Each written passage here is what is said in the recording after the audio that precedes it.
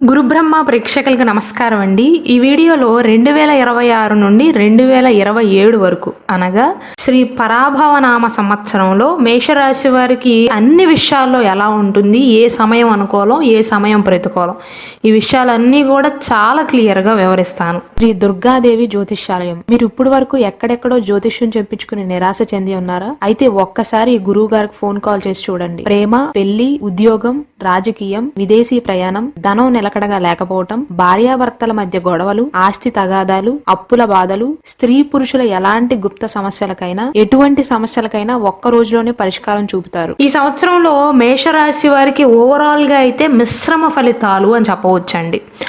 ఆర్థికంగా మెరుగుదల ఉంటుంది. కుటుంబంలో సంతోషం ఉన్నప్పటికీ కూడా వ్యయస్థానంలో అంటే 12వ స్థానంలో శని సంచరిస్తున్నాడు కాబట్టి ఆరోగ్యం విషయంలో కానీ ఖర్చుల విషయంలో కానీ అధిక జాగ్రత్త అవసరం. కానీ శ్రమకు తగిన గుర్తింపు అయితే తప్పక లభిస్తుంది. మేషరాశి వారికి ఏలినాటి శని యొక్క మొదటి దశ జరుగుతున్న విషయం అందరికీ తెలిసిందే. శని వ్యయస్థానంలో ఉండటం వల్ల ఆరోగ్యపరమైనటువంటి ఖర్చులు పెరిగే అవకాశాలు ఉంటాయి. అది తప్ప ఆర్థికంగా మెరుగుదల ఖచ్చితంగా ఉంటుంది. కుటుంబంలో సంతోషకరమైనటువంటి వాతావరణం ఉంటుంది. 2026 సంవత్సరం జనవరి 1వ తారీఖు నుండి జూన్ 1వ తారీఖు మధ్య కాలంలో మిథున రాశిలో అనగా మీ 3వ స్థానంలో గురువు ఉంటాడండి. పరాక్రమ స్థానంలో ఉంటాడు. దానివల్ల శుభ ఫలితాలు అనేవి కాస్త తగ్గుతాయి. అనుకున్న పనులు సాధించటానికి కాస్త అధిక శ్రమ చేయవలసి రావటం కానీ పట్టుదల అవసరం అవుతుంది. అలాగే తోబుట్టువులతో సఖ్యత కూడా అవసరం. జూన్ 1వ తారీఖు వరకు అంటే మీ తోడబుట్టిన వారు ఎవరైతే ఉన్నారో, మీ అన్న కావచ్చు, తమ్ముడు కావచ్చు, అక్క కావచ్చు, చెల్లెలు కావచ్చు, వారితో సఖ్యత అంత సరిగ్గా ఉండదు జూన్ 1వ తారీఖు వరకు. అయితే గురువు ఈ స్థానంలో ఉండటం వల్ల మీలో ధైర్యం అనేది పెరుగుతుందండి. కానీ మీ శ్రమ కారణంగా మాత్రమే విజయం అనేది లభిస్తుంది. జూన్ 2వ తారీఖు నుండి అక్టోబర్ 31వ తారీఖు వరకు గురువు కర్కాటక రాశిలో అనగా మీ 4వ స్థానంలో సంచరిస్తాడండి. అంటే గురువు ఉచ్చ స్థానంలో ఉంటాడు. కాబట్టి చతుర్థ స్థానంలో గురువు యొక్క ప్రభావం ఉన్నప్పుడు గృహ మార్పులు కానీ, స్థిరాస్తులను కొనుగోలు చేయటం కానీ, గృహ నిర్మాణ పనులను చేపట్టడం కానీ, కొత్త గృహాన్ని కొనుగోలు చేయటం కానీ, వీటికి సంబంధించినటువంటి ప్రయత్నాలు అనేవి ఖచ్చితంగా ఫలిస్తాయండి. కాబట్టి 2026 సంవత్సరం జనవరి 1 నుండి జూన్ 1వ తారీఖు మధ్య కాలంలో తోబుట్టులతో చిన్న చిన్న మనస్పర్ధలు వచ్చే అవకాశాలు, అలాగే మీరు ఏది కావాలి అనుకున్నా కాస్త అధిక శ్రమ చేయవలసి రావటం జరుగుతుంది. అయితే జూన్ 2వ తారీఖు నుండి అక్టోబర్ 31వ తారీఖు మధ్య కాలంలో చతుర్థ స్థానంలో గురువు ఉండటం వల్ల గృహానికి సంబంధించినటువంటి సంతోషకరమైనటువంటి వాతావరణం ఏర్పడే అవకాశాలు ఉంటాయి. మళ్ళీ 2026 సంవత్సరం అక్టోబర్ 31వ తారీఖు నుండి ఈ సంవత్సరం చివరి వరకు కూడా గురువు సింహరాశిలో అనగా 5వ స్థానంలో ఉంటాడు. వీరి ఆర్థిక పరిస్థితి, ధనస్థితి కనుక చూసుకున్నట్లయితే మేషరాశి వారికి ఓవరాల్గా గురువు అనుకూలంగా ఉండటం కారణంగా ఆదాయానికైతే ఇబ్బంది ఉండదండి. ఉద్యోగుల యొక్క జీతం అనేది పెరిగే అవకాశాలు ఉంటాయి. వ్యాపారాలలో కూడా లాభాలు వస్తాయి. పెట్టుబడుల విషయానికి వస్తే స్థిరాస్తులను కానీ, వాహనాలను కానీ కొనుగోలు చేయడానికి ఈ సంవత్సరం అనుకూలంగానే ఉంటుంది. కుటుంబ ఆస్తులు కూడా వృద్ధి చెందే అవకాశాలు ఉంటాయి. అయితే ముందు చెప్పినట్లుగా వ్యయస్థానంలో శని సంచరించటం వల్ల ఖర్చులు అనివార్యంగా చెప్పవచ్చు. ముఖ్యంగా ఆరోగ్యానికి సంబంధించి, ప్రయాణాలకు సంబంధించి, కోర్టు వ్యవహారాల కోసం మేషరాశి వారు డబ్బు ఖర్చు చేయవలసి వస్తుంది. అనవసరమైనటువంటి ఖర్చులను మాత్రం పూర్తిగా తగ్గించుకోవాల్సి ఉంటుంది. వ్యాపార పరంగా చూసుకున్నట్లయితే వ్యాపారస్తులకు రాహువు ఏకాదశంలో ఉండటం వల్ల ఆకస్మిక ధన లాభాలు కానీ, లేదా మీ వ్యాపారంలో లాభాలు పెరిగే అవకాశాలు ఉంటాయి. కానీ భాగస్వామ్య వ్యాపారాల విషయంలో మాత్రం నమ్మకంతో వ్యవహరించటం ముఖ్యం. కుటుంబ పరంగా చూసుకున్నట్లయితే అంటే కుటుంబ సంబంధాల విషయంలో, ముఖ్యంగా వైవాహిక జీవితం విషయంలో దాంపత్య జీవితం అనేది సంతోషంగా, సామరస్యంగా ఉంటుందండి. ఒంటరిగా ఉన్నవారికి కూడా పెళ్లి సంబంధాలు కుదిరే అవకాశాలు ఉంటాయి. కుటుంబ పెద్దలతో, ముఖ్యంగా తండ్రి వర్గం వారితో మీ సంబంధాలు అనేవి మెరుగుపడతాయి. ఇంట్లో శుభ కార్యక్రమాలు నిర్వహించే అవకాశాలు కూడా ఉంటాయి. అయితే ఖర్చుల విషయంలో అంటే శుభ కార్యక్రమాలు చేసేటప్పుడు మీ స్థాయికి తగ్గట్లుగా మాత్రమే వెళ్ళటం మంచిదండి. ఎందుకంటే అధికంగా ధన వ్యయం చేసే అవకాశాలు ఉంటాయి. కాబట్టి డబ్బు ఖర్చు చేసే ముందు వెనక ఆలోచించుకుని చేయండి. పిల్లల విషయంలో, ప్రేమ వ్యవహారాల విషయంలో కనుక చూసుకున్నట్లయితే పంచమ స్థానంలో కేతువు సంచరించటం వల్ల పిల్లల భవిష్యత్తు గురించి కొంత ఆందోళన చెందుతారు మేషరాశి జాతకులు. ప్రేమ వ్యవహారాలలో కూడా కాస్త సందిగ్ధత ఏర్పడుతుంది, అంటే కన్ఫ్యూజన్ స్టేట్లో ఉంటారండి. అంటే మేషరాశి వారు కనుక ఎవరినైనా ప్రేమిస్తున్నట్లయితే వారి ప్రేమ వ్యవహారాల విషయంలో కన్ఫ్యూజన్ అనేది ఏర్పడుతుంది. ముఖ్యంగా ఎందుకంటే కేతు 5వ స్థానంలో ఉండటం వల్ల. ఆరోగ్యపరంగా ప్రయాణాల విషయంలో చూసుకున్నట్లయితే శని వ్యయస్థానంలో ఉండటం వల్ల ఇంతకు ముందులాగానే ఆరోగ్యం పట్ల అశ్రద్ధ తగదు. గత సంవత్సరంలో అంటే 2025 సంవత్సరంలో కూడా మార్చ్ 29వ తారీఖు నుండి శని వ్యయస్థానంలో సంచరిస్తున్నాడు.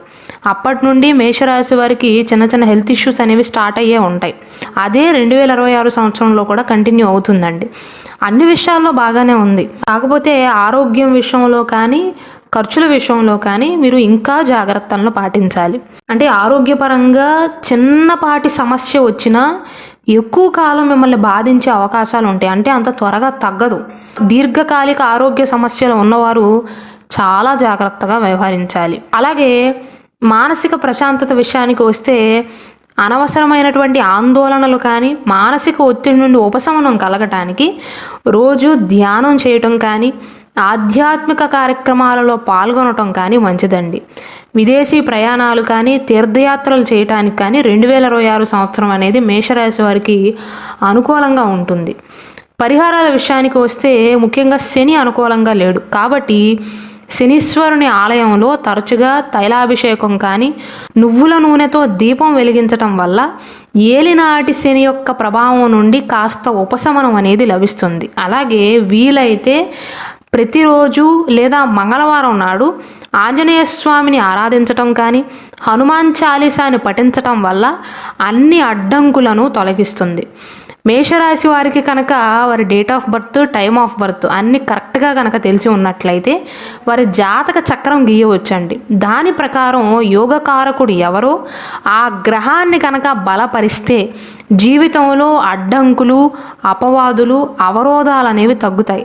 దానికి సంబంధించినటువంటి జాతక రత్నాన్ని మేము సజెస్ట్ చేయగలుగుతాం. కాబట్టి మీ జాతకానికి సంబంధించినటువంటి అదృష్ట రత్నం కావాలి అంటే ఇక్కడ డిస్ప్లే అవుతున్న వాట్సాప్ నెంబర్కి మాకు మెసేజ్ చేయవచ్చు. ఉద్యోగపరంగా చూసుకున్నట్లయితే గురువు ఓవరాల్గా అయితే అనుకూలమైనటువంటి సంచారం వల్ల ప్రమోషన్ లభించటం కానీ ఉన్నతాధికారుల నుండి మంచి సహాయ సహకారాలు లభించటం కానీ జరుగుతుంది. అంటే మీ ప్రతిభకు తగ్గ గుర్తింపు అనేది లభిస్తుంది. కాబట్టి మేషరాశి వారు ఏలినాటి శని ఉన్నప్పటికీ కూడా ఆత్మవిశ్వాసాన్ని కోల్పోకుండా పట్టుదలతో పనిచేయటం ముఖ్యమండి. వ్యాపారస్తులకైతే ఆశాజనకంగా ఉంటుంది. అయితే కొత్త పెట్టుబడులు పెట్టేటప్పుడు మాత్రం పక్కా ప్రణాళికలతో ముందుకు వెళ్ళటం మంచిది. రాహువు లాభస్థానంలో ఉండటం వల్ల ఆకస్మిక ధనలాభాలు కలిగే అవకాశాలు ఉంటాయి. అయితే ఏలినాటి శని ప్రభావం కూడా ఉంది కాబట్టి శ్రమకు మించిన ఒత్తిడి ఉంటుందండి. కాబట్టి మీరు అజాగ్రత్తగా కనుక ఉన్నట్లయితే, తెలివిగా వ్యవహరించినట్లయితే, మాట విషయంలో జాగ్రత్తలు తీసుకోనట్లయితే సహ ఉద్యోగుల నుండి విమర్శలను ఎదుర్కొనే అవకాశాలు ఉంటాయి. అలాగే బద్ధకాన్ని విడిచిపెట్టాలి. ప్రతి పనిని కూడా సాగదీయకుండా సకాలంలో పూర్తి చేసే ప్రయత్నాలు చేయండి. విదేశీ ప్రయత్నాల విషయానికి వస్తే విదేశీ ఉద్యోగాలు కానీ వృత్తిపరమైన లేదా విద్యాపరమైనటువంటి ప్రయాణాల కోసం మీరు చేసే ప్రయత్నాలు అనేవి 2026 సంవత్సరంలో ఫలించే అవకాశాలు ఉంటాయి. ఈ సంవత్సరంలో కేతువు మీ పంచమ స్థానంలో సంచరిస్తాడు కాబట్టి కేతువు ఛాయాగ్రహం అండి. అంటే జ్యోతిష్య శాస్త్ర పరంగా మాలెఫిక్ ప్లానెట్ అంటారు. ఈ 5వ స్థానంలో దాని యొక్క ప్రభావం వల్ల సంతాన విషయంలో లేదా సంతానానికి సంబంధించినటువంటి పురోగతి గురించి మిశ్రమమైనటువంటి ఫలితాలు ఉంటాయి. సంతానం కోసం ఎవరైతే ఎదురు చూస్తున్నారో, అంటే సంతానం కోసం ప్రయత్నించే దంపతులకు ఈ సంవత్సరం 2026లో సాధారణ ఫలితాలు ఉంటాయండి. పూర్తిగా అయితే యోగించట్లేదు. ప్రయత్నాలలో కొంత ఆలస్యం కానీ అడ్డంకులను ఎదుర్కొనే అవకాశాలు ఉంటాయి. కాబట్టి సంతానలేమితో ఎవరైతే మేషరాశి వారు బాధపడుతున్నారో వారు గురువారం నాడు ఆవుకు అరటి పండ్లు తినిపించటం లేదా శనగలను దానం చేయటం వల్ల గురుబలం లేని లోపాన్ని కొంతవరకు తగ్గించుకోవచ్చు. అంటే నేను ఇది ఎందుకు చెప్తున్నాను అంటే 5వ స్థానం అనేది సంతానానికి సంబంధించినదండి. పుత్రస్థానం అంటారు. ఈ 5వ స్థానం పైన శుభకారకుడైనటువంటి గురువు యొక్క ప్రభావం కనుక ఉన్నట్లయితే, గురువు దృష్టి ఉంటే వారికి సంతానయోగ అవకాశాలు అనేవి పెరుగుతాయి. అయితే ఈ సంవత్సరంలో 5వ భావం పైన గురువు దృష్టి లేకపోవటం వల్ల సంతానం వల్ల లభించే శుభ ఫలితాలు కానీ సౌఖ్యం కానీ కొంత తగ్గుతుంది. కాబట్టి సంతానయోగం విషయంలో కానీ పిల్లల విషయాల్లో కానీ మీకు ఉండేటువంటి సమస్యలకు పరిష్కారం అనేది ఆలస్యం అవుతుంది. కాబట్టి నిరుత్సాహపడకుండా మీ ప్రయత్నాలు మీరు చేయండి. విద్యాపరంగా చూసుకున్నట్లయితే విద్యార్థులకు కష్టపడి చదివితే మంచి ఫలితాలను సాధిస్తారు. కాబట్టి బద్ధకాన్ని విడిచిపెట్టి అదనపు కృషి చేయాలండి.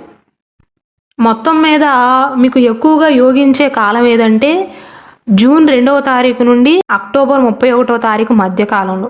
మళ్ళీ అక్టోబర్ 31వ తారీఖు తర్వాత నుండి కూడా కాస్త అనుకూలంగానే ఉంటుందండి. అయితే ఖర్చుల విషయంలో మాత్రం నేను నొక్కి ఒక్క నుంచి చెప్తున్నట్లుగా మేషరాశి వారు జాగ్రత్తగా ఉండాలి.